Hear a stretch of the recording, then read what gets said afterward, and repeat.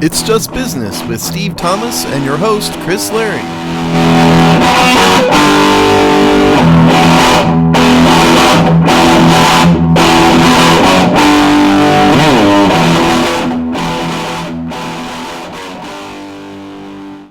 Hello and welcome to another episode of It's Just Business on the Hogstye Network, the show where we look at the dollars and the cents of the sports media business industrial complex in all its regulatory crosshatchings. How you doing today, Steve? Regulatory crosshatchings. Not usually say something glory.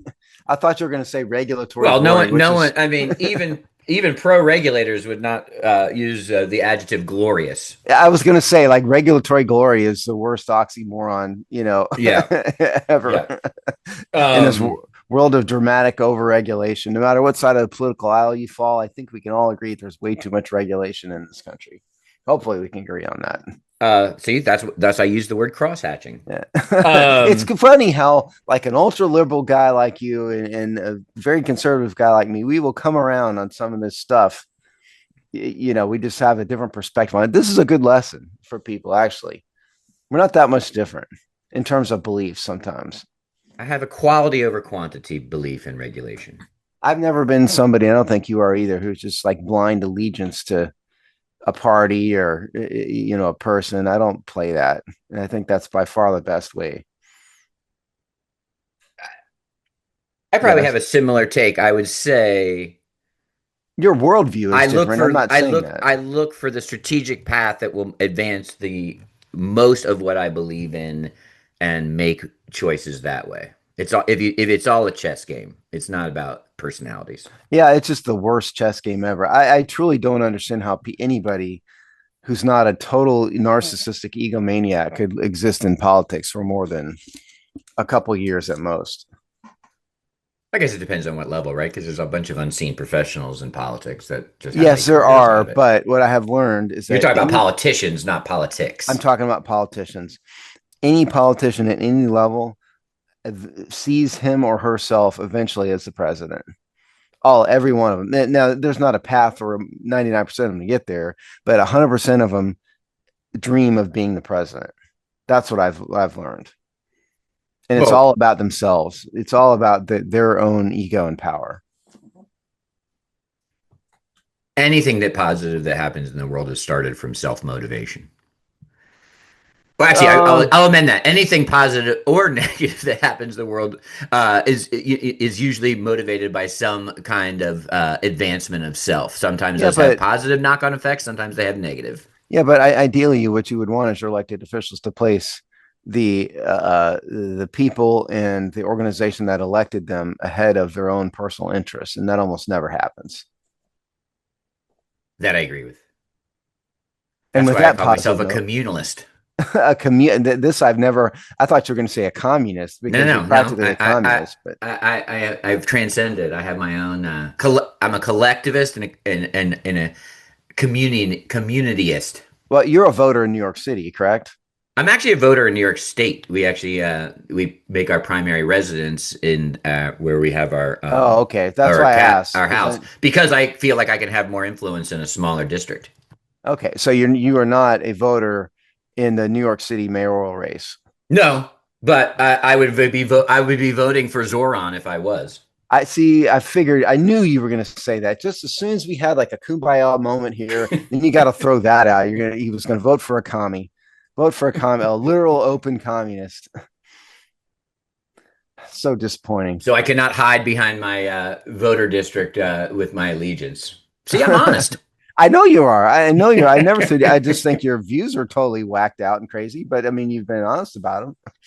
I mean, without getting too deep into New York politics, the only legitimate alternative is actually the stupid Guardian Angels guy who's run like the third time. Sliwa. Yeah, what about Mario Cuomo's son? No, he's horrible. Yeah, but isn't anybody better than a communist? No. There's no way I would vote for Zoran Mondani for anything, no matter who was running. I would abstain before I voted for him. And the Guardian Angel guy, you're talking, that's the Republican, right? Yeah, Curtis Sliwa. Yeah, him, but he's not going to get elected. Not in New York. No, in fact, he's probably gonna do the worst he's ever done. But But he's the only legitimate alternative. I would vote for if it was a binary choice between Cuomo and Mondami, I would vote for Cuomo if I Yeah, had to. I don't disbelieve that, although I would argue that if you spent, half a day looking at it, you would probably have somewhat of a more nuanced take. Because one guy's a mafia boss and the other guy isn't. I get it, but the other guy is a communist who believes in things like government run grocery stores and severe rent control. So no, I would not vote for him.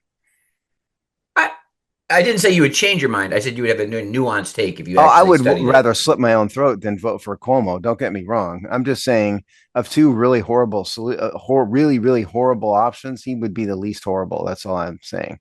If you put a gun to my head and said pick one, I would pick Cuomo. But I would Well, probably vote for the guardian angel.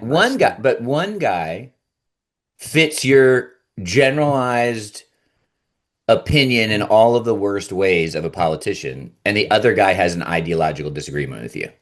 A severe ideological disagreement, though, That's that I fine, but could never get. I couldn't. those are two separate things. Yes, but I could not get past his terrible ideological beliefs.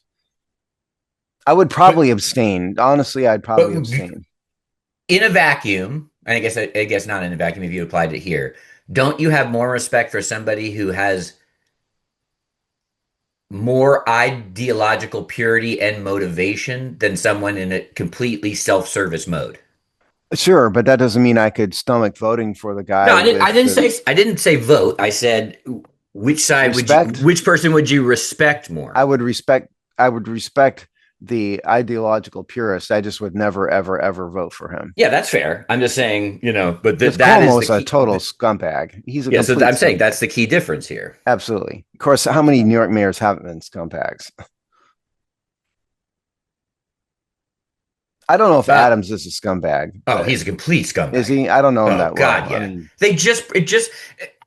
It just broke the other day. One of his ex aides literally was telling about handing cash over to media outlets in potato chip bags. God, so he's a scumbag. Oh, And he's like, the worst of the worst. Anybody who lines up behind him is an absolute fraud. and the guy before him, what was his name? The real tall guy, the one who was trying Bloomberg? to, yeah, Bloomberg. Oh, He De was Blasio. De De Blasio wasn't Blasio. a scumbag. I mean, he might have been ineffective. Although in some things you wouldn't care about, but in some ways he was highly effective. But he was just he actually wasn't a horrible mayor. He was just kind of a bumbler. He lives a block from me, Sorry to away hear from me. that. And I think Rudy has proven to be a scumbag, over time. Well, to your Not point, much like less of one, but you have to have, which I think actually might be Zoran's downfall. You have to have a pretty healthy scumbag side of your personality to run a city like New that's York. well, sure. I mean, after all, look who built. Look who built the who's the doc guy, the famous doc guy who built half of New York. Oh, Robert Moses. Yeah, him. Yeah. Like that guy's basically a mobster, more or No, no, less. yeah, he's one of the great horrible people, huge impact, most influence. You still feel the direct results of his ideas in the city Wasn't he the today. dock workers union guy? Isn't that who he sort of was officially? No, eventually he just became like parks commissioner and all that. He But had the then he started out as Yeah, like he a might have. Yeah, I yeah. mean, he worked himself up, but I mean, he held those jobs that, and survived multiple mayors. Like I mayors were think nothing to him. I think New York is surpassed only by Chicago in terms of scumbag leadership. I mean, Chicago has had a string of people who belong in prison. Any municipalities that large, you need a varied skill set to run. A varied skill set. What a euphemistic way to say total scumbag. I would say total scumbag. But But yeah, I mean, it just the 1800s were way worse than the 1900s or the 2000s. So if you look at things like Tammany Hall and stuff that was going on as early as like the 1820s, I mean, this is This is and this is all like this is as American as apple pie. It doesn't mean it's a good thing. And by the way, our third cast member is here with me, and he is looking out the window, Kobe the dog. And so it's entirely possible he will chime in here at an inopportune moment. So everybody just be aware because he has opinion. He has strong opinions about some of this stuff, as he's proven in the past. Yeah. So all barks are an endorsement of my views. No. Do not. I said it first. I said it first. It I said it doesn't first. matter. I don't care. He's my dog, not yours. That might back me up even more. All right. So, this topic is so pervasive it almost becomes boring, but at the same time, it's probably, if anyone's ranking sports media, sports business stories of the week, these kind of stories are going to be in everyone's top three. But we've seen some, well, there's just a bunch of major moving pieces in the streaming wars. Although I think that we need to rename the streaming wars, which maybe I'll say in a minute. But what do we got? We have a bunch of deals on the table. One, ESPN Plus, I think, is officially launched or officially launches this Thursday, I believe. I don't know if it was this past last Thursday or this coming Thursday. I'm not sure. Yeah. And all the mishigash around that. We have announcements that Fox is finally starting to walk into the streaming wars. We have Major League Baseball. No one knows what the hell is going on in Major League Baseball's media deals. That feels like as fluid as of any major sports rights deals right now. It almost feels like this feels like a cigar filled room back, political party back room at this point. And we have the new Paramount Skydance mega corporation's first big acquisition post merger in signing a 7-year, $7 billion exclusive broadcast deal with the what is it? I keep saying that United. I keep saying a labor union. It's the UFC. There we go. UFC. You said UFT. Yeah, I said in UFT pre-game prep here. So the UFC. So I mean, and that's all in the past week, basically. Yeah. So let's start with ESPN. What I am reading from is from the front office sports memo that you can sign up an email for. If you go to their website without an email link, it's going to lock you out. But if you sign up for their email, then you can click through these stories and read them. But this is called Inside ESPN's Industry Shaping DTC Plan. What's at stake?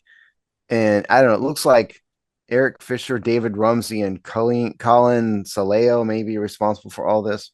But regardless, so the app debuts Thursday. Now, I think it meant last Thursday, just based on when this memo came out, but I'm not sure. But what it's going to be packaged as is it's live streaming of all 12 of ESPN's various channels and networks, which I didn't even know there were 12 of them. I could think of 5 or 6, but not 12. And by the way, DTC means direct to consumer. It was August 21st, so it was last Thursday. Yeah. Okay. Right. So last Thursday. But what you're going to get here is enhanced second screen experience that will include live statistics, alerts, fantasy contact shopping, and integration with ESPN Bet. Personalized daily version of Sports Center. That's interesting. A daily version of Sports Center. We'll get to that. TikTok style vertical video experience called Verts that will feature short form videos, a deeper integration with Disney Plus, which includes the full ESPN content bundle. And then it says it's possible that Major League Baseball content could be added, because we talked about this a couple shows ago that, Major League Baseball and ESPN we're about to get a divorce and we're saying horrible things about each other in the media. But now they might buy the Major League Baseball, national game package deal. Yeah. Money matters much more than hurt feelings, apparently. All of this will be $29.99 a month, which is pretty expensive for one of these streaming things. And as a matter of fact, there's another story that I'll find in a second here that was talking about, interestingly enough, this may cost them subscribers, but simultaneously, in the short term at least, but simultaneously make them more money. Now, what is important is if you are a cable subscriber, you will automatically have access. You'll be able to route yourself into access through, through your cable service, one way or the other, into this app, which is pretty typical for cable subscribers. You can get into, HBO Max and all these other things through cable. So um, I think what ESPN means is that you can subscribe now, but the price is going to price some people out. But simultaneously, because it is so much more expensive, they're going to have more. They'll make more money. Um, I mean, this if this doesn't work, Chris, I think it's a death blow for ESPN. First of all, this is the future. This they are looking at this as kind of the bedrock of sports into the next generation. Your thoughts? That's definitely a big swing. I don't really. I think which that the second article, or actually many articles are saying this, but you know, you have to sort of do a scratch or two deeper to see the path where this probably doesn't fail. And you're not gonna. It's kind of like drafting. It's kind of like assessing a first round draft pick in the NFL in year one, right? We're really not going to know much. There's gonna need to be some time here to really judge this and see I if it was looking sticks. at the long term basis. What I Yeah, was and talking so about. there's that one article that some like immediate metrics might even dip at the beginning, but the interesting double-sided coin play here is actually to me, which we will talk about or we might, but this same structure is going to repeat itself with Fox's streaming and Paramount and already exists with Comcast and Peacock. So this is going to be their sort of double-sided coin approach.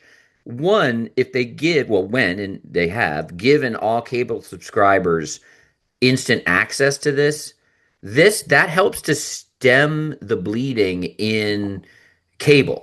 So right away, which obviously ESPN has huge investments in both sides of this, and if you look at all of their recent earnings data, it says people are moving massively to streaming, and but the negatives is they're losing this money from kind of traditional cable revenues. So and we did a story 2 weeks ago about how you could start to see a flattening of the cable cutting because of these kind of situations. So now you're actually bringing value. You're actually adding value on the cable side because you actually get that service as something you've already are already paying for. So they can go out and say, "Hey, you know that $30 a month that all these suckers are paying for? You get it."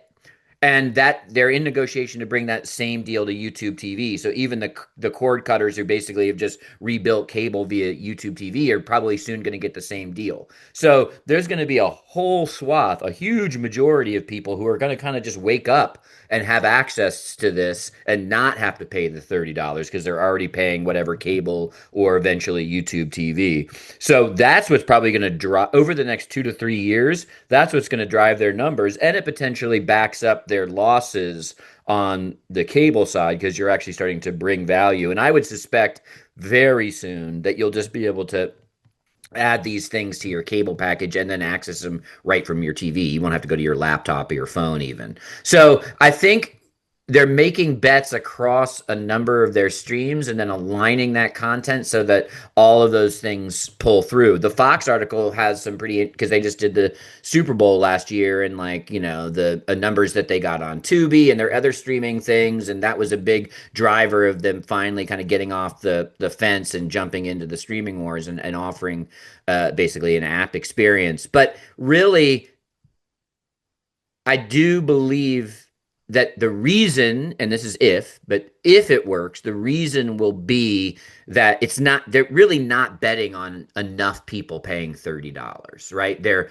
betting on an upgrade in their service, which they will have multiple sales points and revenue to bring in across. And that's why they know that ESPN subscribers are not going to ESPN Plus subscribers are not going to necessarily opt in, and they're not going to get a bunch of noobs to just throw down $30. But I almost think $30 direct to consumer is the loss leader here for the longer play, which is stabilizing cable and then quickly being a key thing that people are going to pay for sports premium packages in these bundles like YouTube TV or Amazon. That's exactly what they were getting at, Yeah. with that column. And by the way, if anybody's wondering how ESPN's making money off of cable, so how it works is that ESPN and then Comcast and Time Warner will sign an agreement wherein Time Warner and Comcast agree to pay ESPN a certain amount of money for the rights to broadcast. And so that's how ESPN makes money. And then the reason why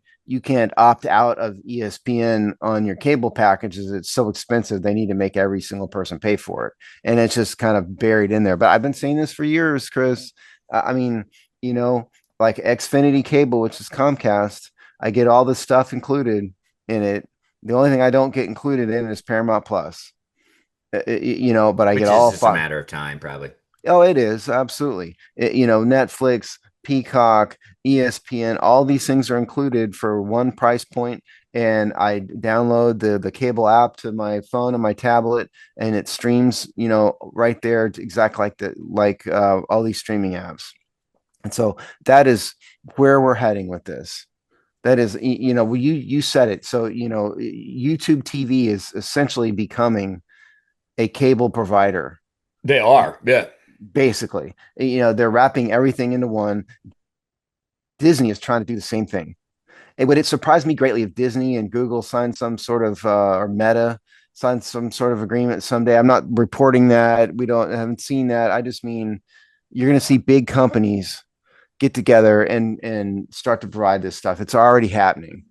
Um, and yeah, I think ESPN sees they're going to get a handful of people willing to pay $30 a month or whatever, but that's the loss leader. No, you're right. It's the more important is they're bundling together everything, and so you're going to have a one-stop shop for all of ESPN's products, which nowadays, especially they can get back on board with Major League Baseball, is almost everything. That look what they've done. They bought the NFL Network, Red Zone, so they're going to have some rights to at least clips of every game, and they're going to have rights to broadcast a whole lot more games.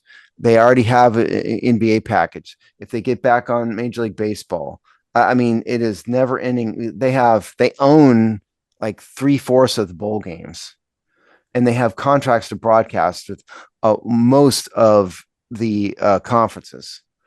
It's incredible what the amount of money ESPN has put into it, and that they're doing is they're saying we are your one-stop shop for all things sports going forward by one tap of an icon. That's what this is about. And if they can make a few $30 a month while they're at it, amen. Yeah, I agree. I think what we've seen here, in if you chart this right, is the cable business model, for sports and then all entertainment worked well for whatever 40 plus years, right? Whatever it was. Uh, then we've had this sort of massive disruption brought to you by the internet, just to keep it simple.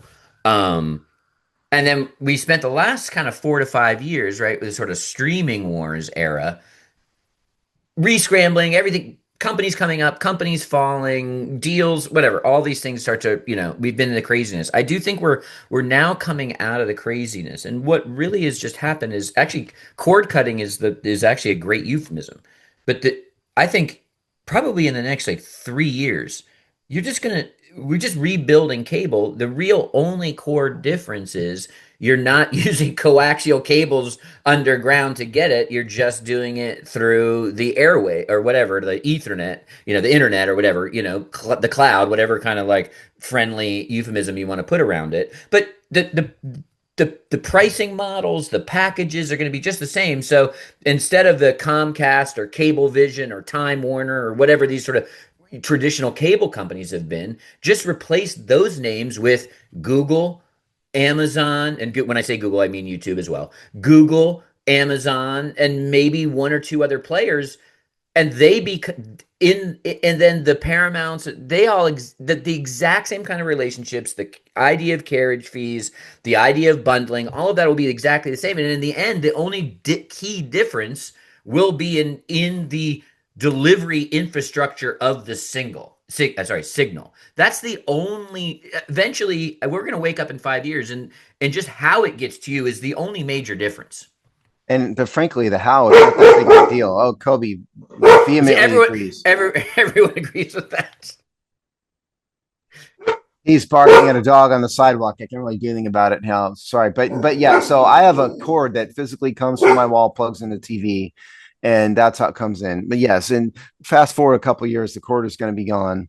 Clearly, and it'll be exact same thing. So that's ESPN, but we can't leave this topic without getting to Fox.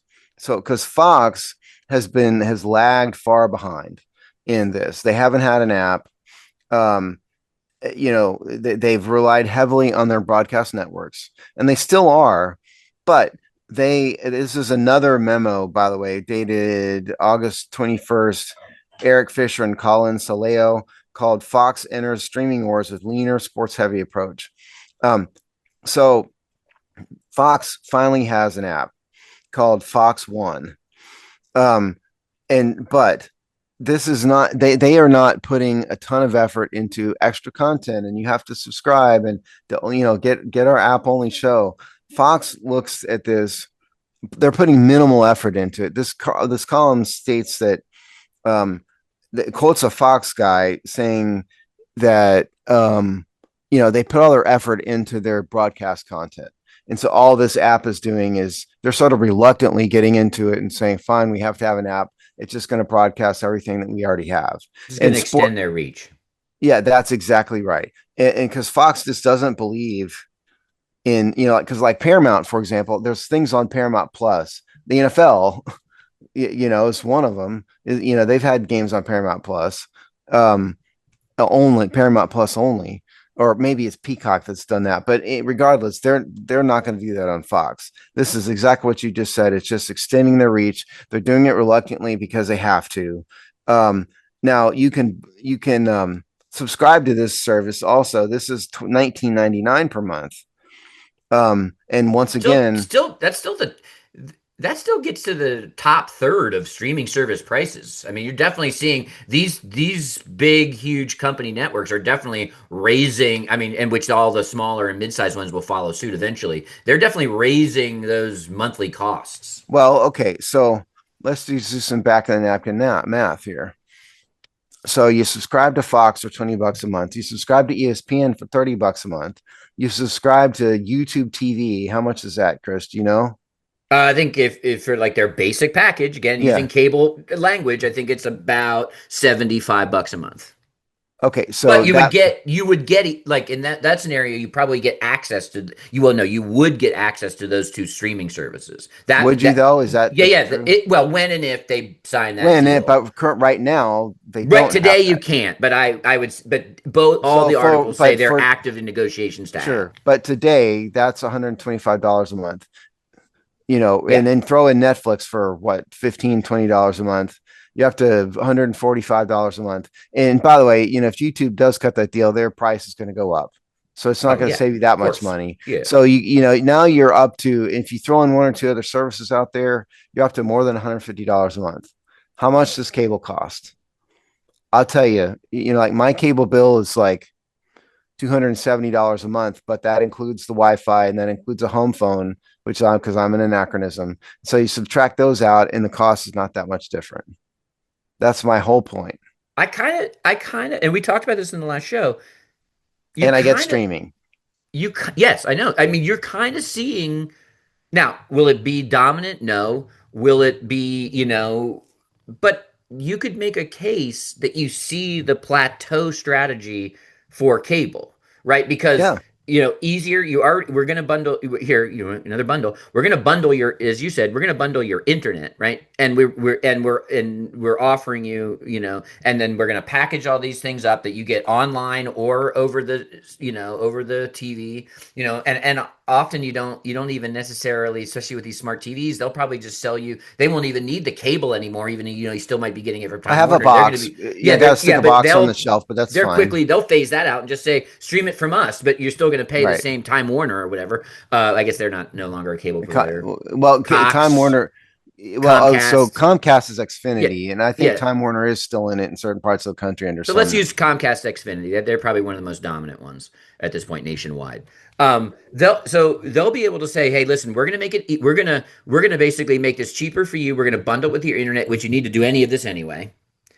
we've already aggregated all of this content, sports and otherwise. Yes, our prices have gone up, but we're gonna at least give you a bundled price and then let you have freedom about how, you have a box if you want, sure. You can bring it into your smart TV through the airwaves and still come through our pipes, sure. Or when you're on your laptop on a business trip, you can still watch your shows and your games through our Comcast Xfinity app. You can see a stabilization approach for those the survivors of that model, like the Comcast Affinities. Yeah, which by the way comes bundled with Netflix and Peacock, Right, they're going to have all the they're and going then to I say, can. and they'll have tiers, so you Well, can do and basic. I'm on the. Yeah, By the way, I'm on the highest tier, right. so you can do this for less. I'm just Which paying would more still when I be choose cheaper, to. I'm sure, if we were to, like you said, back of the napkin. If we were to itemize that out, right? Whatever their pro extreme package is going to be Well, I can tell cheaper you, I get than the a la basically carte. I get a bunch of movies channels, HBO, Cinemax, Showtime, whatever. I get all of that. But yeah, I could cut that out and cut the price down. And so I almost think it's almost a misnomer to refer to these things as cable versus streaming, because there's not really a lot of difference. Honestly, I mean, I could subscribe to YouTube TV and have a link on my TV, It'd and it be the would look same. Yeah. exactly the same. It just press a different button on a remote, and that's it.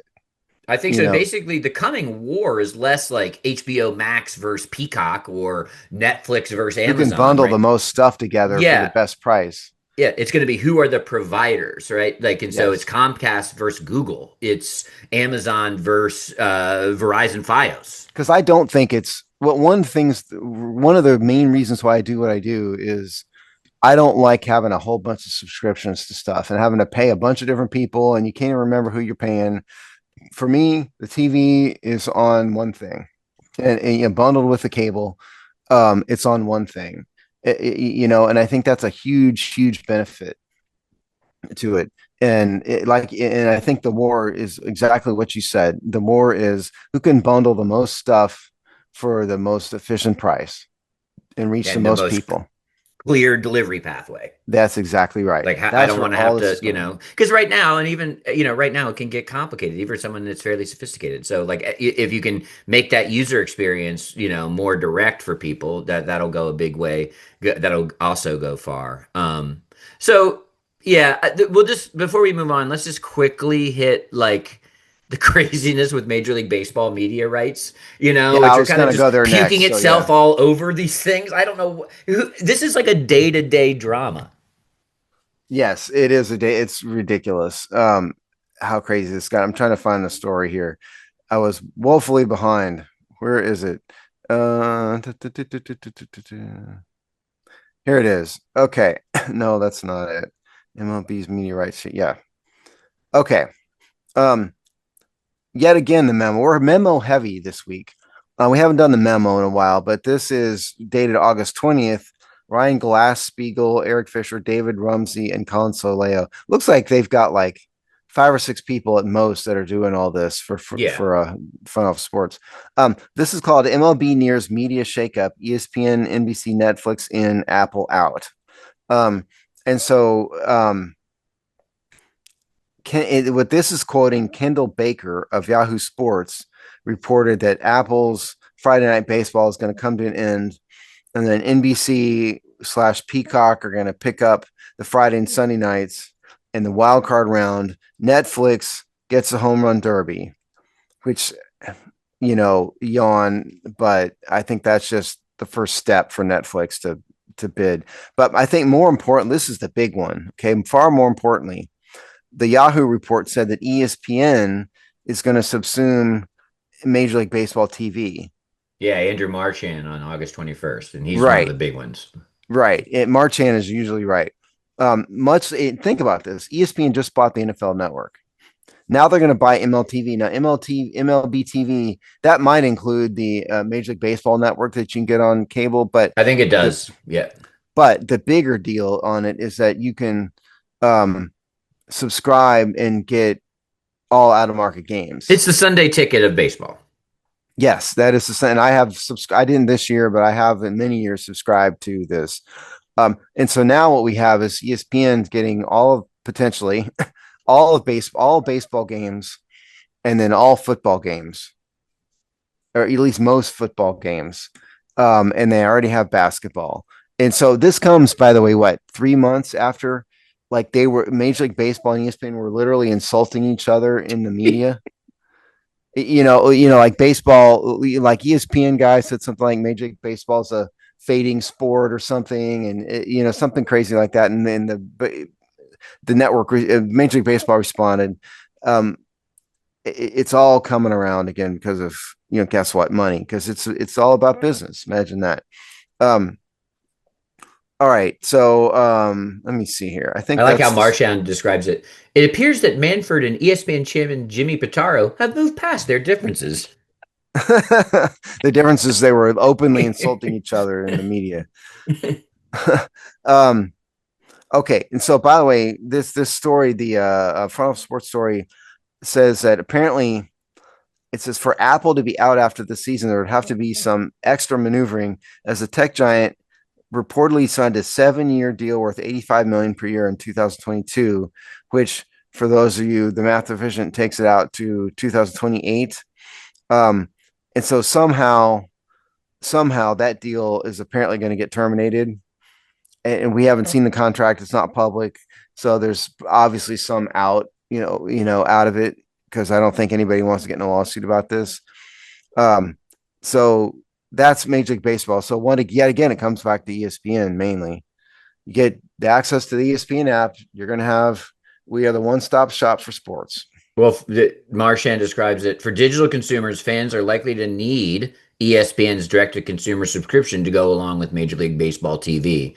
The overall new pricing for Major League TV is not yet decided, but is expected to be similar or slightly cheaper than the current $29.99 per month. So basically, you're going to need, now again, if you have cable or, a digital equivalent like YouTube TV, you will have passed that hurdle. But it looks like if you want Major League Baseball TV, you can't buy it as a standalone. You'd have to somehow get yourself into the ESPN, I guess they're just calling it ESPN, right? So you'd have to access the ESPN mothership either through cable, YouTube TV, or otherwise, or, paying direct to consumer to have the privilege to get Major League Baseball TV. Yeah, right. And what this sort of goes unstated is whether or not then there's additional added charge on top of it once you get into ESPN, because this Major League No, it's Baseball. saying it. This is suggest. It's not. This is not policy, or this isn't out. But Marchand is suggesting that you would still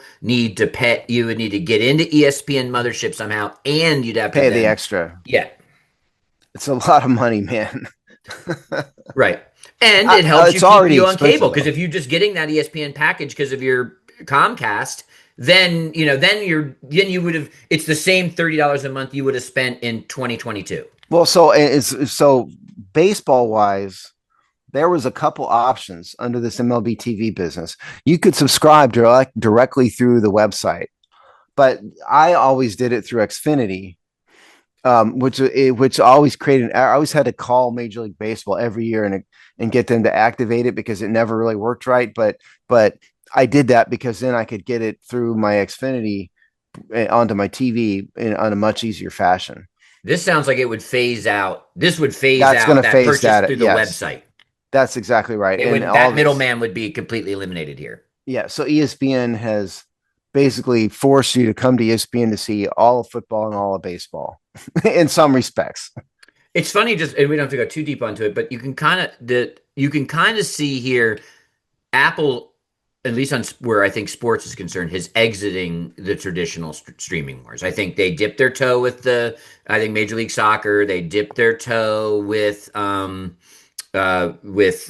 baseball, and I just don't think it's for them. And I think they realize that they're a late player in the real war, which is they could be like a Google or Amazon through their Apple TV service, which they have both hardware and software. So they're probably like, oh crap, we could, like let's stop buying live content and let's start, becoming like people can subscribe to Apple TV and get all these bundles. So I think you can see Apple will no longer be I think a major player in getting live broadcast rights. They'll go a step higher. I also think Apple is automatically kind of limited to those who have Apple phones. I mean, I'm not saying you can't subscribe through a Samsung phone. You probably can, but You can. most Samsung people are just not going to feel the need to subscribe to Apple on the top of I mean, everything Apple else. does is vertical integration at its I get it. most. Yeah. I get it. I'm just saying there's kind of a limitation there. No, I'm agreeing with you. I'm saying they Yeah, want you in their ecosystem, so that right. they intentionally now you can, but they intentionally make it harder and more confusing. They want you in their ecosystem, which is probably why like they're like, oh That's damn, why why it's aren't kind we of doing what? limiting. That's what I'm Yeah, that's saying. why aren't we doing what Google's doing basically and bringing What this they more into our should, ecosystem? Yeah. because I don't have a need to do that. I'm not going to. I mean, I have a Samsung phone. I'm just not going to do it. Whereas like YouTube and ESPN, that's not limited to one particular provider or But another. their Apple TV product, which is their hardware, right? Like you can which is their version of the cable box. That's that is actually a viable business for them selling that hardware. And then they don't. Then it doesn't matter if you're on an iPhone or whatever. It's just like a Chromecast or a Amazon Yeah, but Fire that's Stick like they or haven't really Roku. got there, you know, yet. Oh no, the Apple TV device does well. It does that's a popular product for them. I didn't know there was a device. Yeah, it's like Rotu, or whatever. It's like these physical devices that then, now once you, yes, but so they do have that. But I think they made a mistake. I think their original programming is actually pretty good, but I think they have pulling out quickly on live sports. I think that's what we can see. It's just not for them. So okay, so the summer we've done a lot of streaming recently, media, stuff. So the summary here is that ESPN is taking over the world. Their app has started. You're going to basically access every sport through it. Fox's app is starting. That is going to be a fairly minor thing, but it's starting. And then Major League Baseball is um, got up bought up by ESPN. So Is that's the very summary. active on the dating apps. Are they dating? I didn't know they were dating. So that I All think right. that's a sufficient summary, don't you think? Yes, let's move on. So, kind of a fun story if you're not a fan of the Cleveland Browns or live in or around the municipality of Cleveland or the state of Ohio, I guess. But there was some kind of, you know, cloak and dagger moves by the city of Cleveland here to, keep themselves in the running for the new Cleveland Stadium. There was, probably a lot of positive momentum about it being a suburban locale. And Cleveland, the city of Cleveland, figured out ways to gum the works. This is right in your wheelhouse, Steve. This is awesome. I mean, you got to applaud Cleveland for this. So here's what's happened. So the Cleveland Browns were planning and negotiating a stadium in a suburb called Brook Park. And some of you out there probably know where that is. I am not familiar with it. But what happened here is apparently, and this is a variety of stories. I don't have a good one to just cite with this. So I'm not. NBC actually, most of this come from NBC Sports. Cleveland here.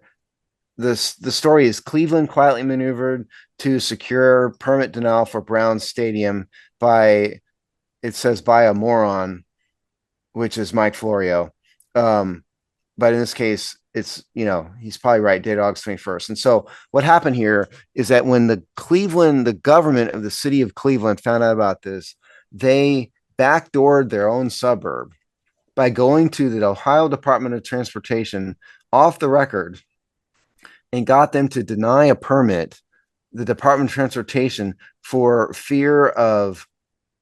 air traffic reasons, and meaning that the height of the stadium theoretically would argue or would interfere with air traffic. Now I don't know where Brook Park is, but unless it's right next to an airport, I think that's probably nonsense. But this is like a classic municipal government power play. This is super interesting. I mean, I can't remember another time in which a municipality has fought against its own suburb in such kind of a sleazy, backhanded way of this. It kind of fits with Cleveland, I guess. Well, it's Cleveland apparently has a budding young Robert Moses somewhere in their government. Yeah, I know. Um, Yeah, that's what I'm saying. It kind of fits. uh, yeah, no, it's a brilliant maneuver. And hardball here, which I find kind of hysterical that they're fighting over, some would argue you'd be shipping the Cleveland Browns out.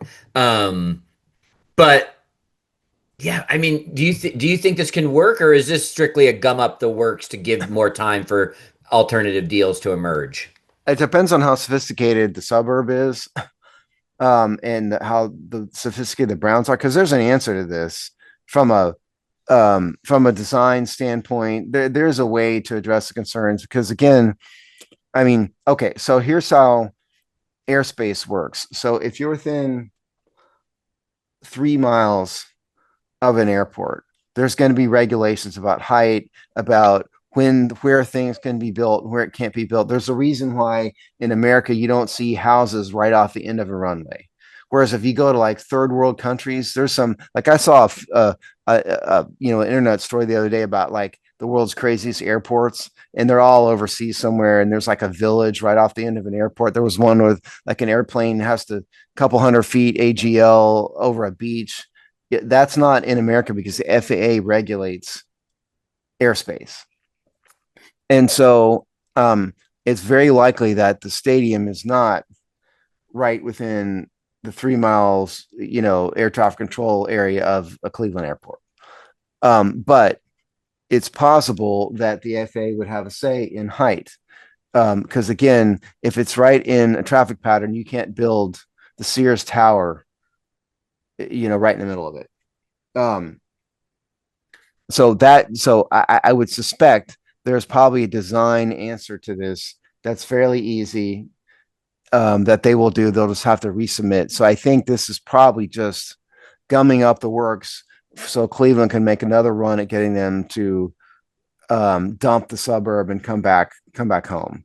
But there's an answer to this. I would They're agree. not building the stadium off the edge of the runway at the airport. They're not. No, and I'm sure there's all levels of complication, like even like signal output, and I'm sure that. But yes, those things have to be considered in the design, the build, and the variety of permits that the stadium would need, no matter what, right? Like so. I totally think this is a gum up the works. And by the type way, the situation. Florio story says, kind of buried in the end of it, it's apparently the stadium is 58 feet too tall. And so what that's going to mean is, what they're talking about is, again, if you build things within a certain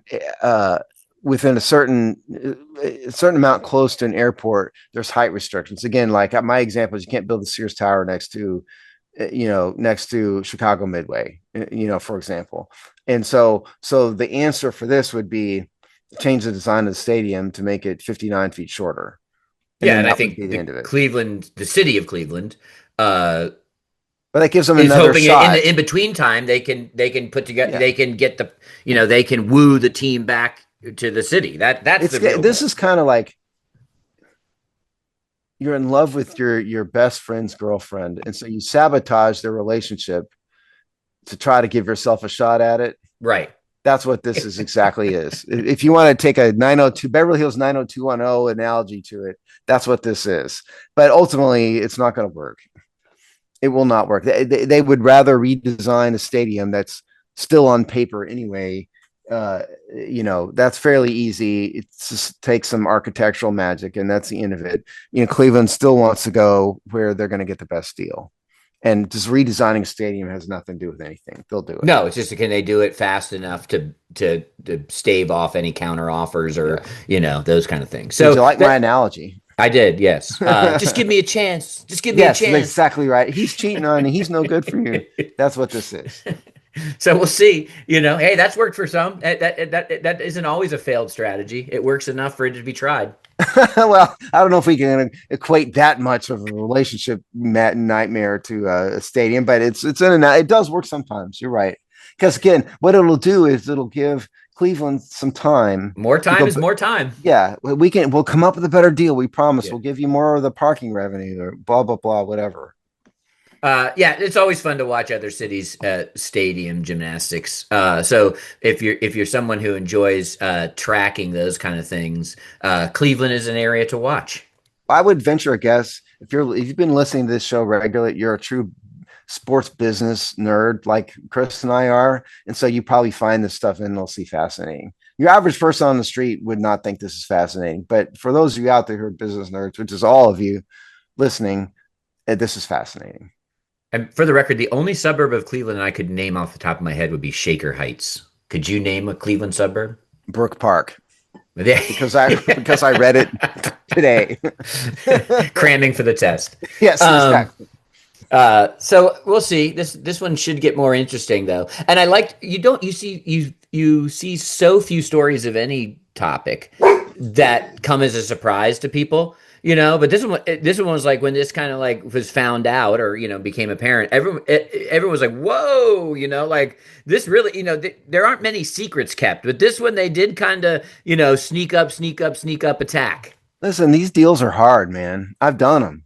These deals are hard and complicated, and they're frustrating, and they take forever. And there's all kinds of stuff like this. This is a bit of an extreme example of the government like sabotaging a suburb through the Department of Transportation. It's kind of funny, but there's all kinds of landmines like this and like major real estate deals. They don't just pop up out of nowhere.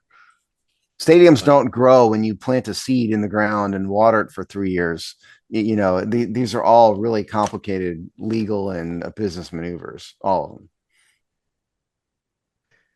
Speaking of business maneuvers, our last story here, which we've talked about it in the past, but this coming relationship, the courtship of private equity firms wanting to be in the business of college sports, and with the business of college sports going through, almost weekly transformational changes, and the obvious need for now diverse revenue streams to pay for its athletes. Private equity wants in. What this story is? This was another memo, correct? Yeah, it was another memo. This is private equity enters college sports. Let me repeat myself. Private equity enters college sports without the equity. This one looks like Ben Horney, David Rumsey, and Amanda Kristovich. So I think we are up to 5 or 6 at least. Dated August 23rd, which is the day we're recording this. And so the interesting part of this is private equity tends to work like this. They give you money, and in exchange, you give them a part of the business. See, like what's the show on TV with Shark Tank? Yeah, that's Shark Tank. That's private equity. Now, of course, the problem here is that private equity cannot buy a part of a university or a university's athletic department. Well, yeah, true. give it time. But right now, currently, no. And so what this story is saying is that what PEs move into this is to lend money. They'll become a lender. And then the money is used for things like facilities improvements, ticketing stuff, things that can add increased value to the university through increased ticket sales, increased marketing opportunities, merchandising, recruitment, that kind of stuff. But yes, yet you cannot buy into a university, although it makes me wonder, like a private university, could you buy into a private university? I don't know how it's regulated. I mean, could you see PE buy into like Stanford, for example, or pick your private university? I guess. And I don't know if like the Department of Education has got some regulations against that. I'm not sure. Well, otherwise, because you'd have to think that somebody would have done it a long time ago. Well, we also don't know, and they may have outside of the sports department, right? So, like, we're not, Well, people invest all the time in universities. I suspect they have a bunch of I know they have a bunch of nonprofit arms, and so typically how they get stuff done is they'll get donations that are tax deductible under my work we do 501c3. We do grants and give money to universities, and they often will do it through like the X University Foundation rather than and that's office. Like it's basically a subordinate entity under the university that they have formed. It's legal money laundering. Yes, they basically yes. Yeah, so it's not illegal, but it's regulated money laundering. That's how pick your pick your rich guy gets his name on or her name on a building. It's all done funneled through a 501c3. But here, that's not what we're talking about. What we're talking about here is private equity lending money directly to a university. not as a donation, but as a actual business lending transaction. Yeah, they'll want to see returns on, Yeah, Alabama's the return is going performance. to be, there'll be a promissory note and a loan agreement that says you owe us 5%. Pick your percentage, and Right. And then that's their whatever the percentage is on the loan is essentially that's their their ownership return. stake. It's not Yeah. private. It isn't private equity, which is the point of the story. It's lending, but it's just private equity is getting into it. And so the It's a new hypothetical, instrument for a private equity firm. correct. And so the idea would be that, the University of Alabama, which is an example in the story, gets increased revenue through increased ticket sales because of the improvements that they made based on the lending money. And so their business people can confidently provide a return of 5% because they think they're going to make more money based on the amount of the money that PE is putting in. That's the idea. You could do this through a bank. It's the same thing. It's just lending work, but not through a bank. Well, and also, yeah, and the risk tolerance of the private equity firm versus, a brick and mortar, established bank is the difference. Yeah, I mean, I just don't think lending has a history of private banks don't have a history of lending to universities in this fashion. Although, truthfully, I mean, I was about to say, how do they build stadiums? But my guess is the stadiums are built through a combination of private donations and then issued revenue bonds or something like that, probably. Universities are very good at running capital campaigns, which are basically multi-strategic ways to raise funds for building stuff, Yeah, right? And so they just bundle whatever sports facilities or stadiums as part of, their larger, they have whole teams of, to do capital campaigns or whatever. So yeah, they because like they know how to do it. what I'm used to is straight up lending deals and bond deals. I don't think universities have done too many straight up lending deals, and that's kind of what they're getting into here, but not through the traditional route. They're just getting it through private equity. Yeah, just opening up the different revenue streams where they can take in funds. Um, although you might start to see, and this maybe is the sort of like double click on my yet joke. You might start to see these kind of quasi, just like the sort of my favorite university foundation supports, is a way to bring in funds into the university system, uh, differentiate it. You might see similar kind of quasi professional, we already see this with recruiting organizations that launder the money, directly to the sports department that then could be invested in, right? So you can see that just similar to the ecosystem of like quasi satellite entities pop up, to take in more traditional private equity type of business deals. You're obviously going to see versions of that ecosystem now expand at a pretty fast pace. Well, sure. Yeah, absolutely. And I would be willing to bet that a lot of these PE loans, some of them aren't going to be directly to universities. Some are going to be to some Yeah. organization, that, has decided they're going to build the new athletic department for the University of Iowa or whatever. And The Alabama Sports Protection Inc. yes, right. LLC or Yeah. whatever. Yeah, absolutely. That's yes. It's just stay tuned for more of this. It's all kind of gross if you ask me, but this is the future. And some of the motivation will be exactly the same in the sort of more academic world. Why they have those foundations is because often universities, taking in any kind of fund, especially but not limited to philanthropic funds, um, you know, they take sometimes as high as 50% overhead right off the top. Um, basically to keep the lights on at the university. So that's why you create the foundation, because the foundation is only going to take 10, 15%. And then that's how they can launch that's how they, so I would imagine similar things where if you were to just loan the university, there might be all kinds of money that they cut out. But if you did the Alabama Support Inc., LLC, then they're not going to take nearly as much over direct cost overhead to manage that money that the university structure, especially in state universities, is mandated to take. Up, you're muted, Steve. I will also have to think that the private equity loan is probably going to be under prime. or Right. at least under the prime plus whatever they would get from lending, like LIBOR, or, Wall Street Journal rate or whatever. And so, because that's the deal for the university. So this is the future. Again, I think it's all a bit gross, but it is what it is. Well, it's just business. Yeah. Um, Imagine that. It's just business. all right, Steve, what are you ramping up? We have probably by the time, let's see, by the time we talk again, will they have been kickoff? No, the time we talk again will be probably the Thursday game may have happened, but it would be just before the big Sunday. Yes. And so what's coming up on Hogsty is we're about to find out the 53-man roster. That'll be the next show, and we'll do a season prediction. And then from there, by the time you guys hear this, the final preseason game will be over. It's about to come on. We're recording Saturday morning. It's about to be on in the next couple hours. And so we will be in full regular season mode, which we do every week release every Thursday on the Hogsty and in all of our regular written content.